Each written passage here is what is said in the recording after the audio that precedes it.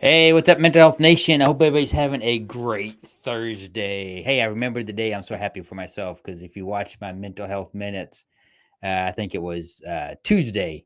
I didn't know what day it was. I said it was Wednesday, then I had to correct myself. But hey, that's okay. Hope everybody's doing great today. I'm super excited about today's show. I have a lot of things running around in my mind I want to talk about.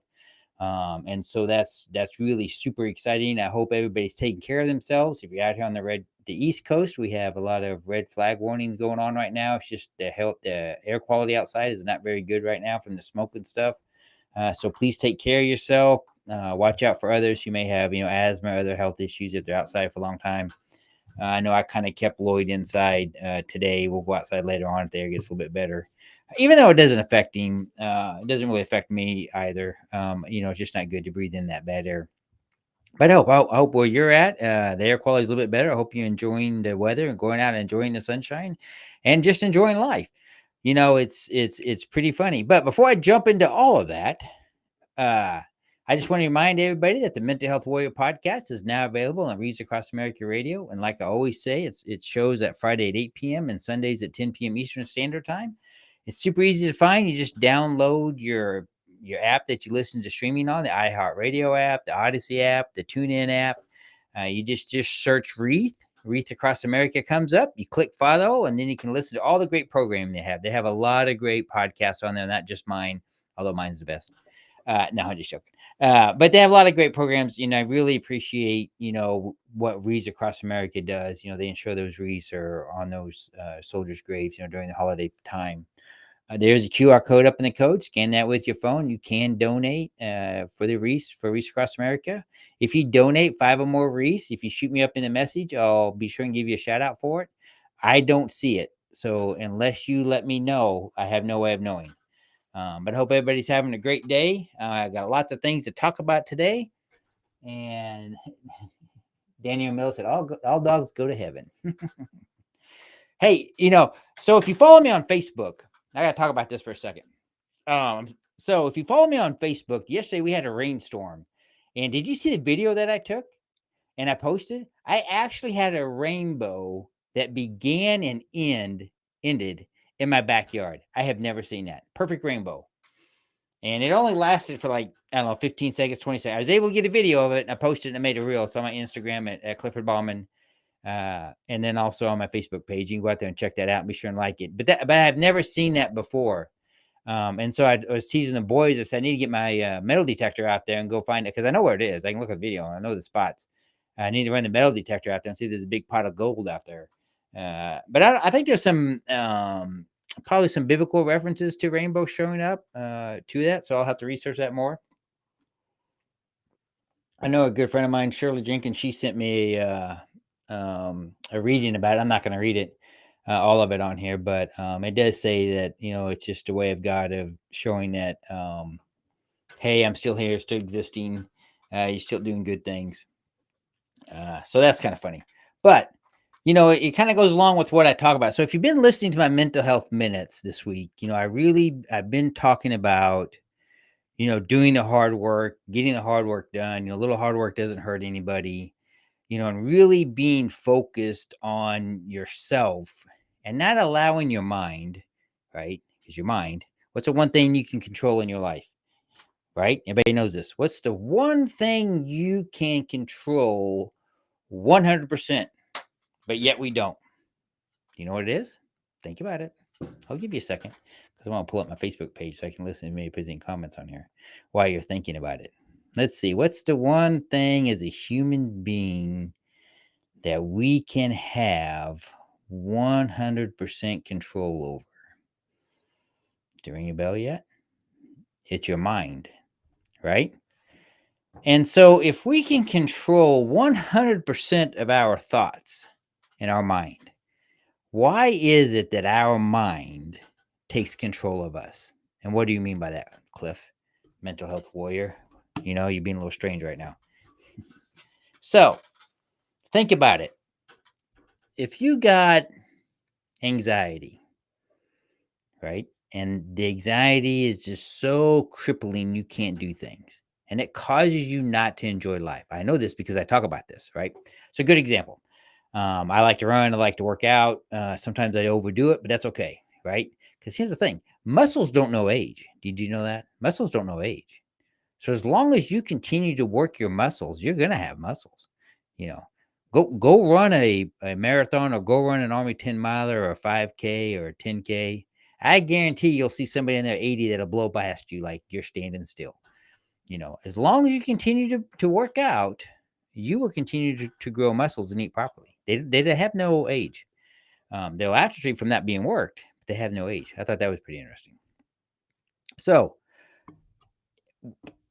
my mind at one point was telling me that if I ran, I was going to have a heart attack and die.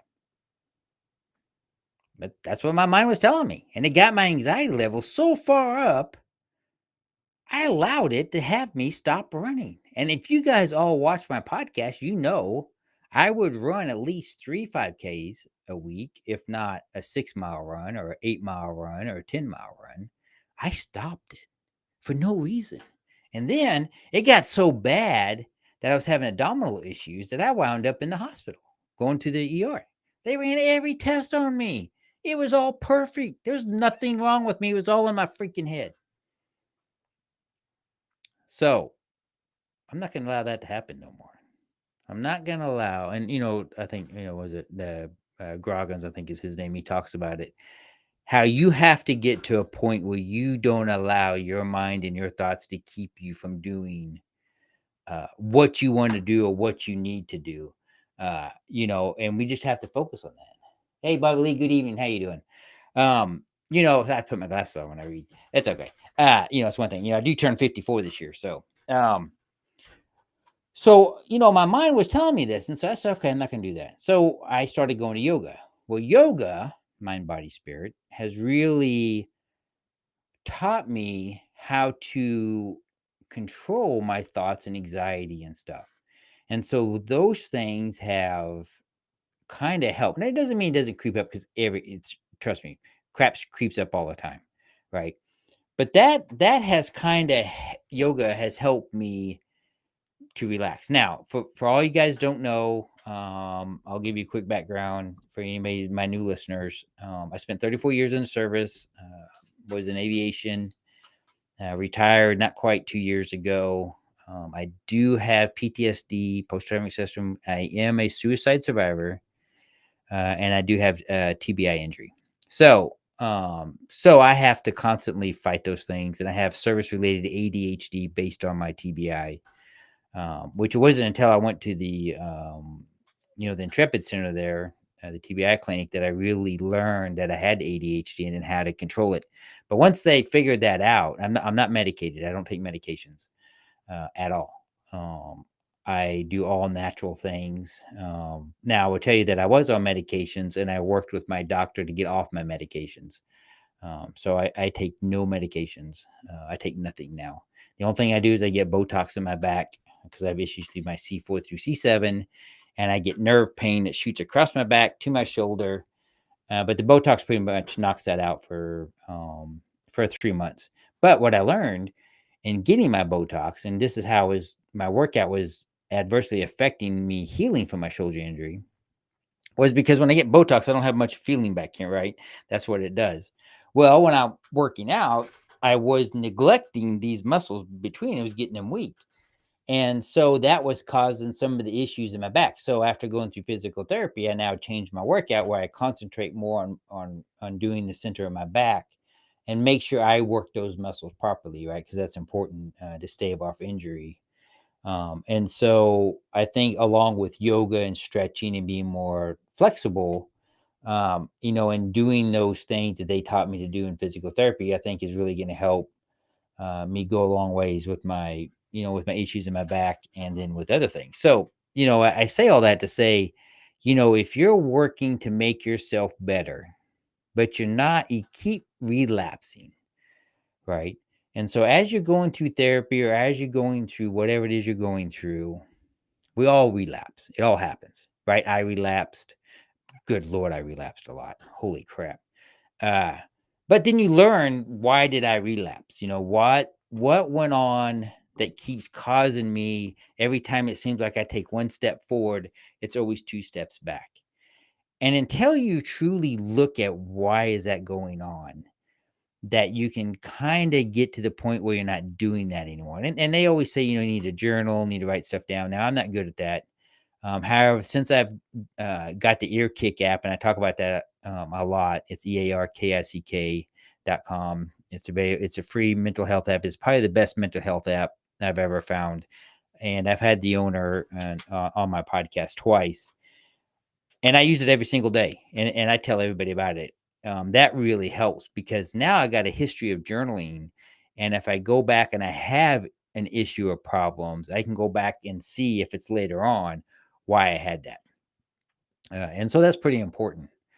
But if you just can't seem to get over the hump, you know, take a hard look and find out what's happening or what's keeping you from doing that. In my mental health minute, I talked about roads, right? If you're constantly going down the road on the left because it's familiar, because the road on the right is scary because you've never been down it. But every time you go left or stay on the same course, nothing in your life ever changes. Nothing in your life gets better. You can't fight your addiction problems. You can't fight this. You can't fight that. And so why is that? Maybe try going a little bit to the right and see if that's not the route you're supposed to be on. See if that's not where you're supposed to be going. Because you're probably going to find out your mind was telling you to stay left, but you knew you should have went right. And have whatever analogy you want to use for that, because that's very important. Because once you take that small step opposite of what you've been doing, brothers and sisters, that's your first day of recovery right there. When you take that first step, I don't know what's going on with my camera. I just zipped out. You, that's going to be the first day of your first step of recovery that hopefully will lead to you having less and less relapses, or, going back to first base, right? Or whatever, what analogy you want to use. And so that's pretty important because, hey, you got to get better. We all want to get better, right? We only get one go around in this life. That's it. There ain't another one. You got one shot. So you want to be miserable or you want to be happy? I'm hoping everybody listens going to want to be happy, because that's why I do my podcast, because I want to try to get people not to be in the place I was. I don't want to go back to that place. That place sucked. And so this is why I do what I do. And so if you have a lot of anxiety or you have a lot of stuff that always seems to happen in your life and it's repetitive, pay attention to that. Find out why is it repetitive, and then see if you can figure out a pattern. And if you're in therapy, I'm sure your therapist probably talked to you about this, or your life coach or anything like that. And I had a great life coach in Rachel, and she really helped me a lot. Just in, understanding, what I was going through and what was going on. And so, if you don't want to go to therapy, if you don't feel like you need to, but hey, do a search for life coaches. They do a lot, they're out there, and a lot of them are, do a lot of good help. I was very happy with what my life coach did for me and how she kind of got me out of that rut, made me realize things that I hadn't thought about. My problem with going back in, and I have no problem with therapy. I'm going to say that right now because I've been therapy a lot. My issue with going back into seeing a psychologist, psychiatrist, is they want to spend the first 6 months talking about my suicide attempt. Well, that's not why I'm here. That's in my past. I'm not having issues in that manner, but they always want to talk about it for 6 months. I don't want to talk about it no more because it's in my past. I'll talk about it if I'm doing a speaking event, or I'm telling my story of hope on how I went from A to Z, as close as you can get to Z without completing. And then how my life has changed since then, and gone on to do a lot of great things. That I'll talk about. That's something different. But in therapy, they always want to deep dive into that. And, I don't want to go back through that again. It's not why I'm here. I'm here because of some other reason. And so something I've realized since I've retired, and they always say you got to find something to do when you retire, you get out of the military, right? We all have that struggle. But here's what I deal with is when I want to know if anybody else that they're listening has the same problem. When I get bored, right, or if I'm not doing a lot, my mind starts coming up with things that I think's wrong with my body, right? So I'll have a strange ache, and all of a sudden my mind will say, "Oh, well, this is happening. You're having a headache," which I don't get headaches that often. "Oh, we got a blood clot." Well, I don't have a blood clot. Maybe I didn't drink enough water today or something. But that my mind takes me there, right?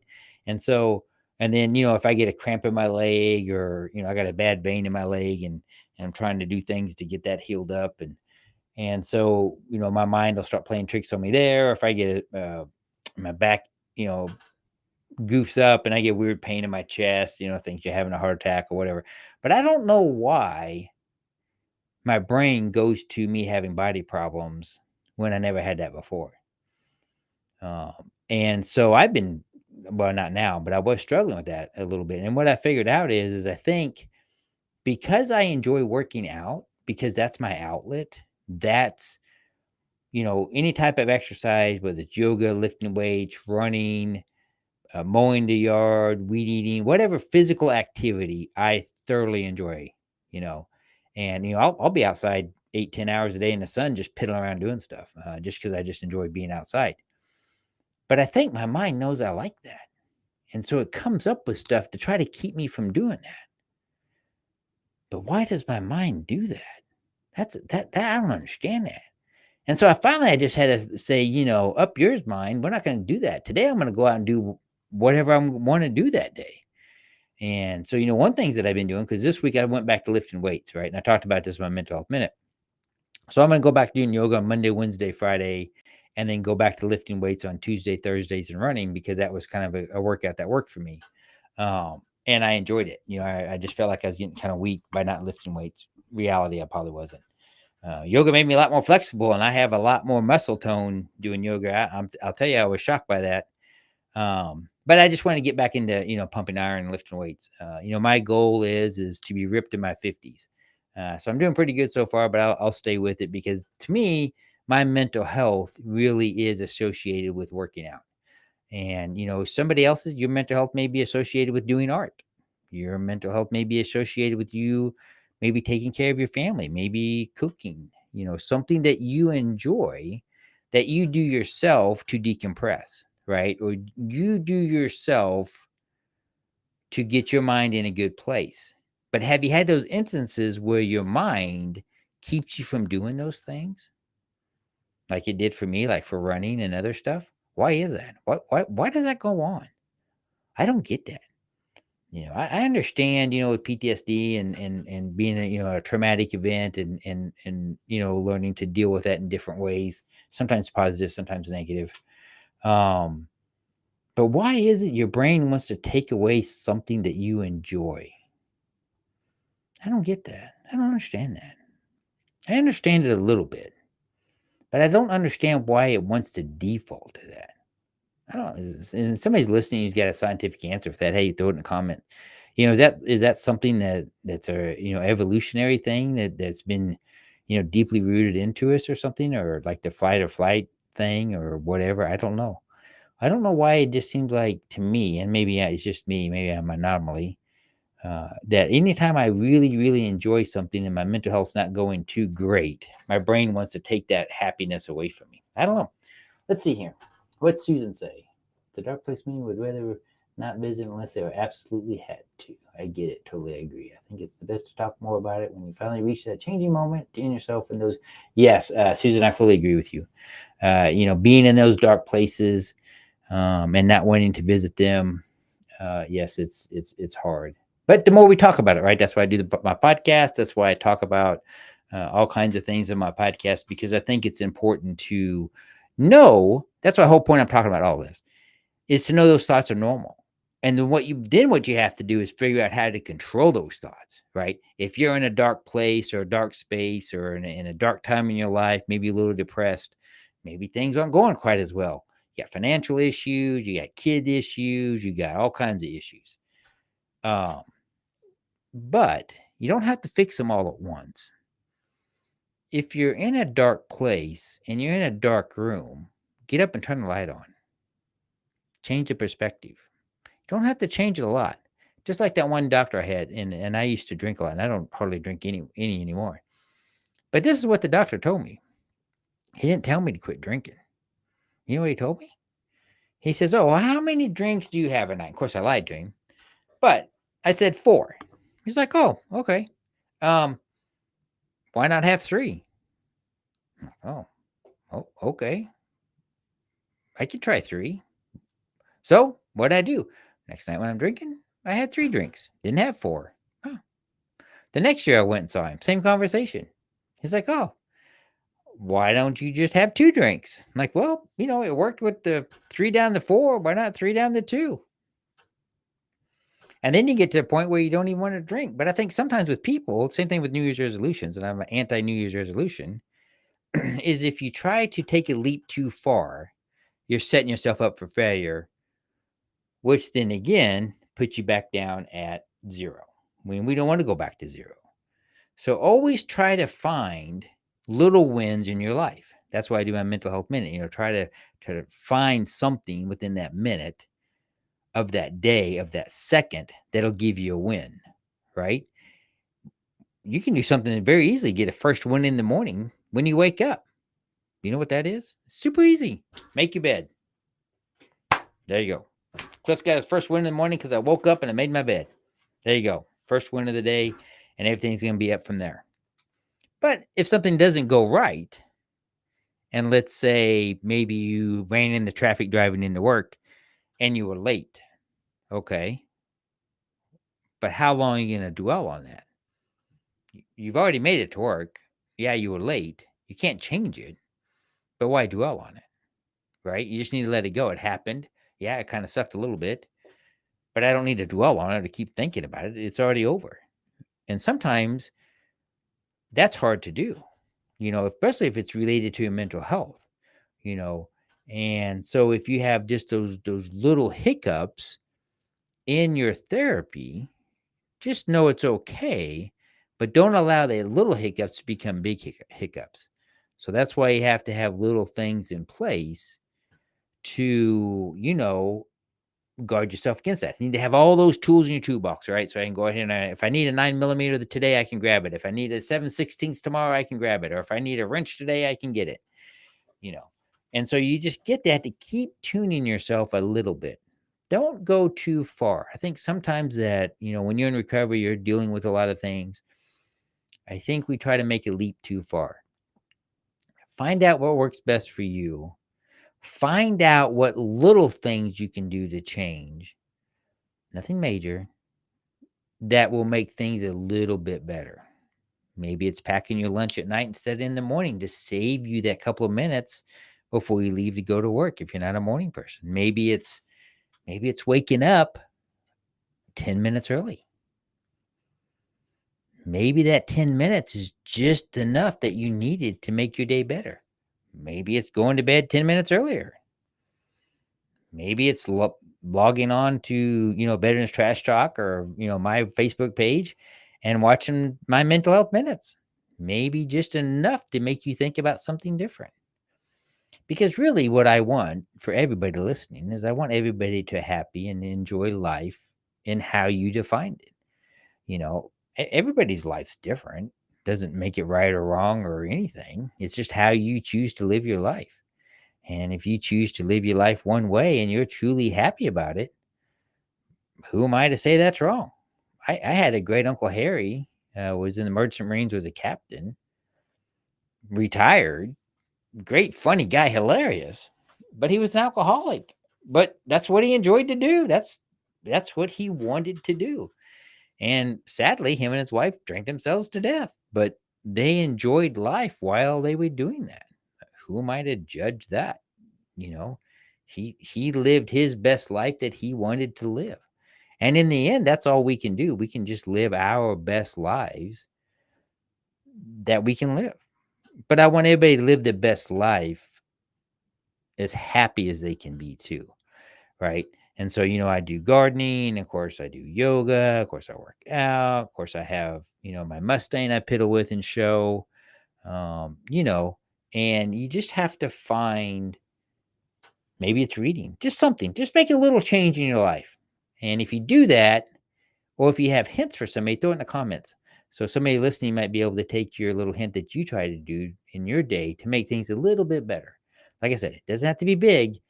I don't like making big changes because big changes sometimes can set you up for failure. Right. So, like I started back, I've been doing yoga, but I started back lifting weights. Of course, I was a personal trainer and I was a master fitness trainer in the Army. And so my workout this week has been pretty mild. Right. So I lift a little bit lighter weight. I do a little bit less reps just to kind of get my body back to pushing that weight.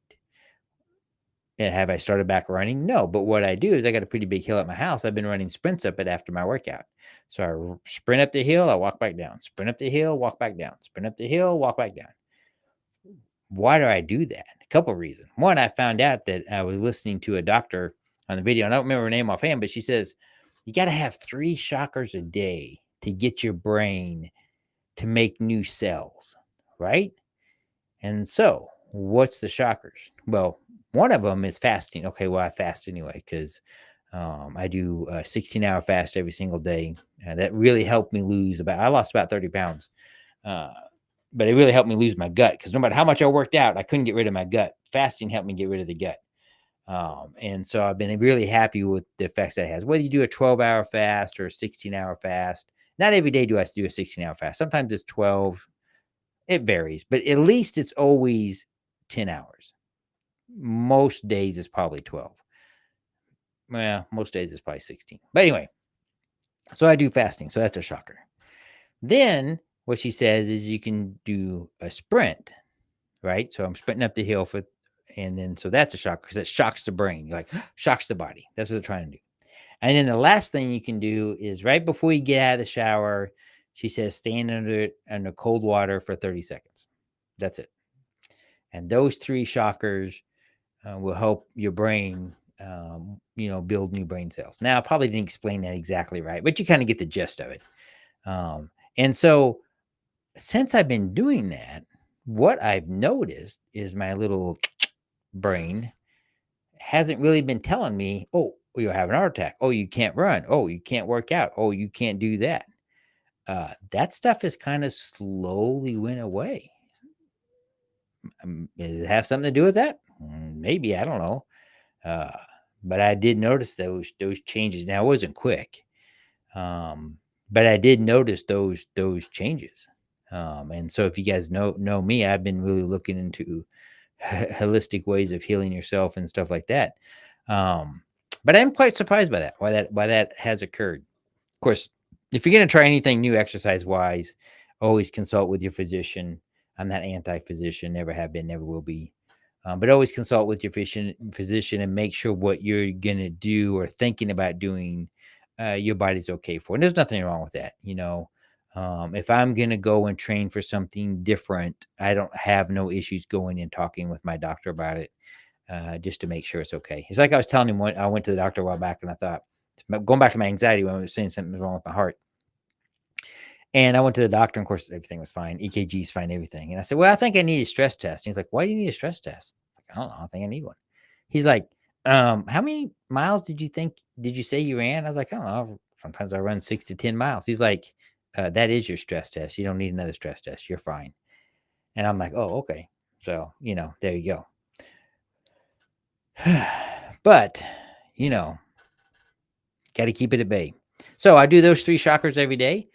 They have had I think a little profound change in me. I also do grounding every day. If you don't know about grounding or earthing, you can Google it and look it up. It's pretty much walk around barefooted and getting back in contact with the earth, and getting healing powers from that. There's been a lot of studies done on that. I'm a firm believer in that. I think with wearing shoes, we've kind of forgot that. But I'm always the guy that's in shorts and barefooted. I am barefooted probably 9. Matter of fact, I'm barefooted so much when I wear shoes, it bothers me. That's how much I'm barefooted.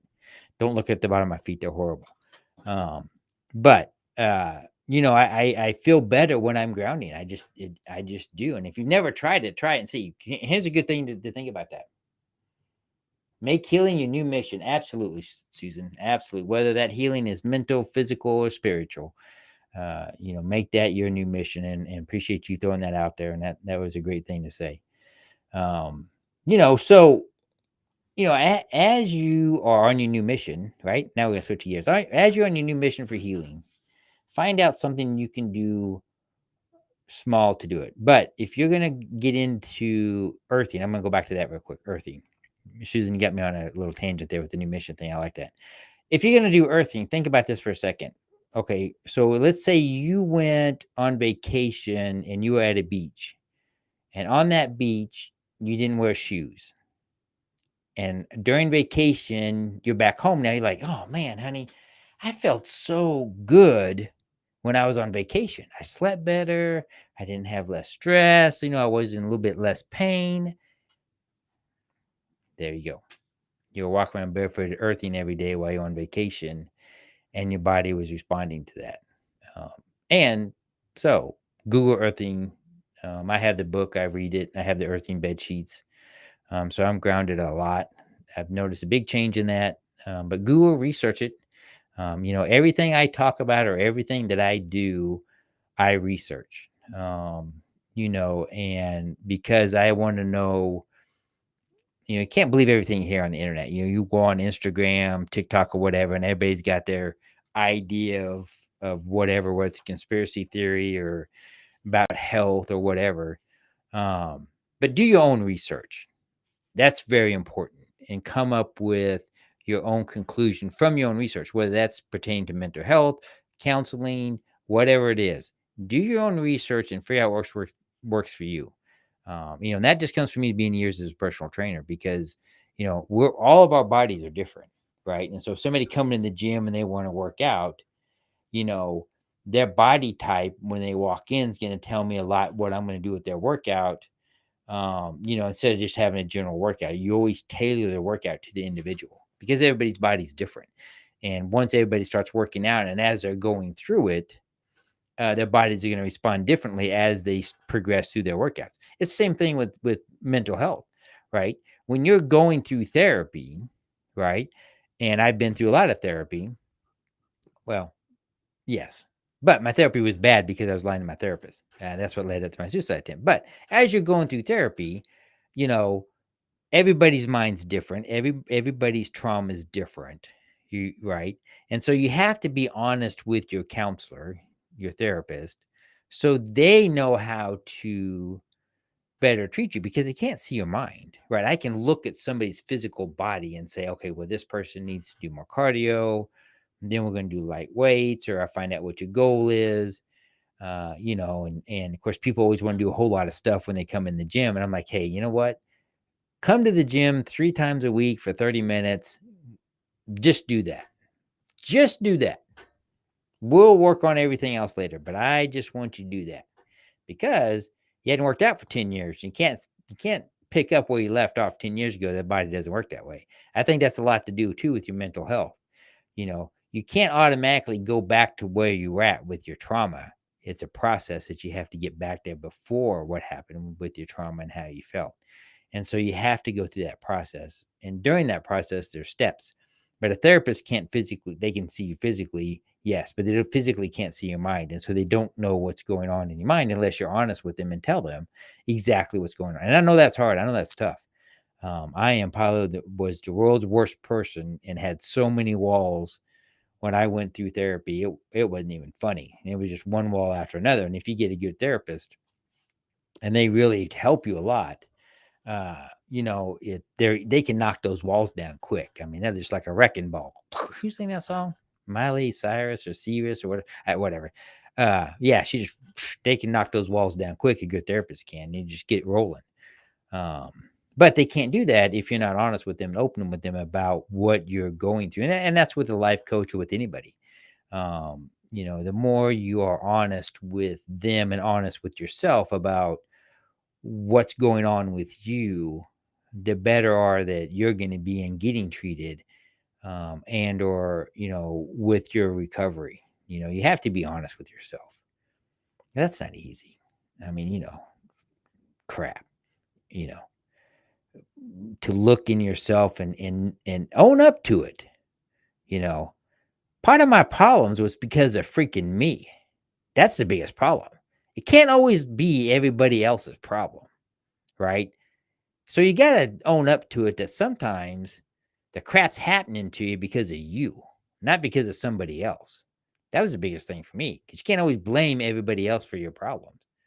You got to blame yourself.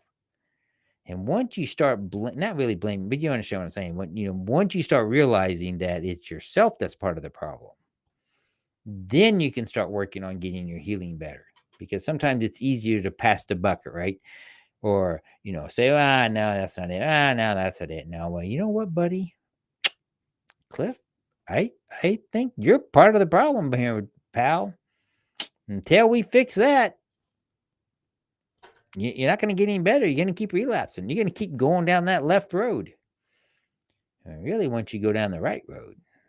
So, what are you going to do this week to make things better? What road are you going to go down? Are you going to continue with the familiar path, the one you're used to, but yet you still have all your problems and issues?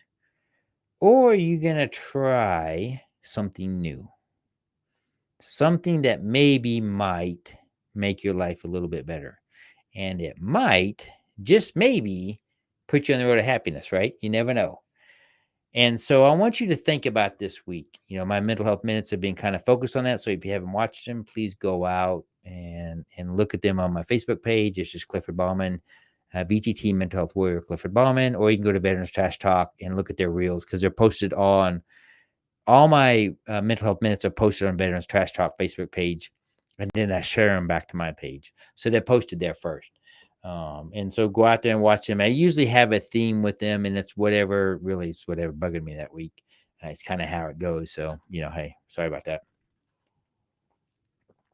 But hey, I'm going to wrap this up. I want to appreciate everybody for listening in to me. I hope some of the, not only what I was saying, but some of the comments people put, during the program. And I want to say thank you to everybody who did put comments out there.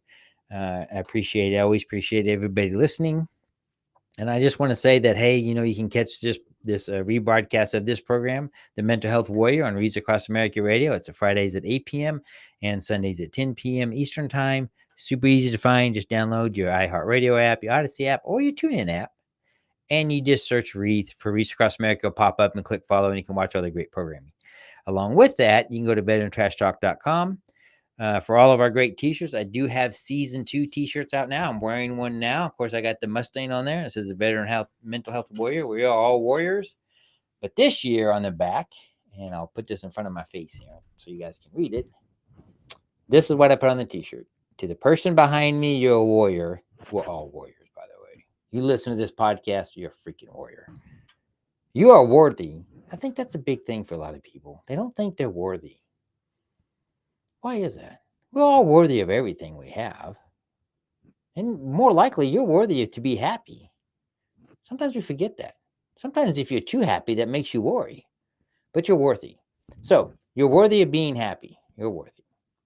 And you matter. Because sometimes I think people don't think they matter.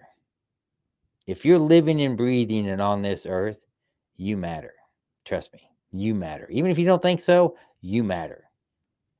And then it says the person in front of you.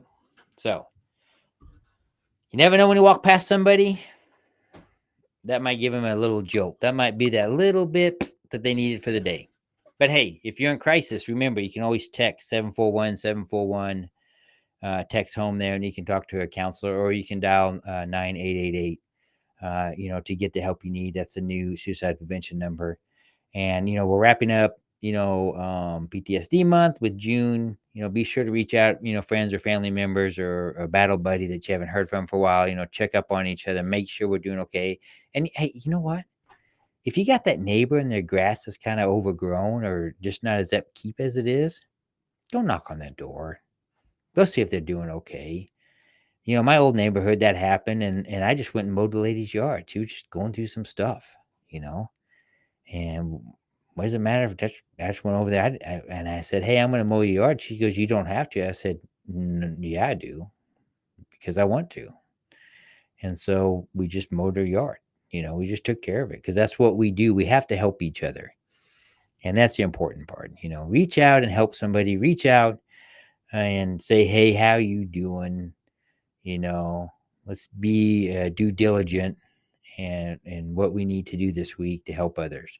I hope everybody has a great, wonderful, safe weekend. I look forward. I'm going to have a big announcement on my podcast next week, so be sure to stay tuned. Be sure to scan that QR code that you see up in the corner there for Reads Across America, so we can ensure that across the big veterans cemeteries that they all get those wreaths on their graves during the holidays, because that's very important. Hey, everybody, thanks for tuning in. Have a great, wonderful week. Take care, everybody.